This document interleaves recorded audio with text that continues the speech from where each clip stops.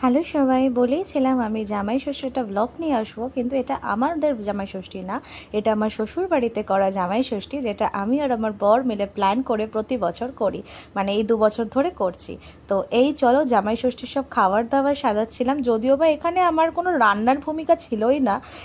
Just আমি বলেছিলাম যে আমি তোমাদের খাওয়াবো, যার যা পছন্দ নিয়ে এসে করো, আমি অর্গানাইজ করে দিচ্ছি। আমি অর্গানাইজার হিসেবে ছিলাম এখানে, কিন্তু আমি কোনো রান্না বান্না করিনি। হ্যাঁ, মিষ্টি ফিষ্টিগুলো আমি পছন্দ করে কিনে এনেছিলাম। আমার ফলটা আমার মা নিয়ে এসেছিলো। আমার মাও এই বাড়িতে জামাইষষ্ঠী উপলক্ষে এসেছে, সব এক জায়গায় থাকবে, খাওয়া দাওয়া হবে বলে।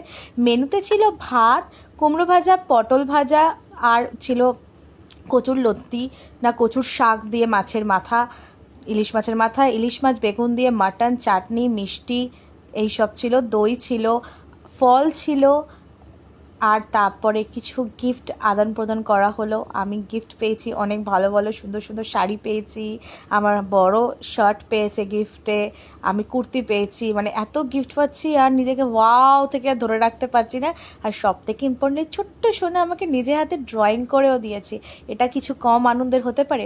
সবাই মিলে একসাথে খেতে বসে, এই যে আমাদের 3 জামাই, তার মধ্যে একজন আমার শ্বশুরও রয়েছে, আমরা ভীষণ মজা করে কাটিয়েছি গতকাল দিনটা। আজকেও একটা নতুন পার্ট নিয়ে আবার তোমাদের সাথে হাজির হব। টাটা, ততক্ষণ সবাই ভালো থাকো।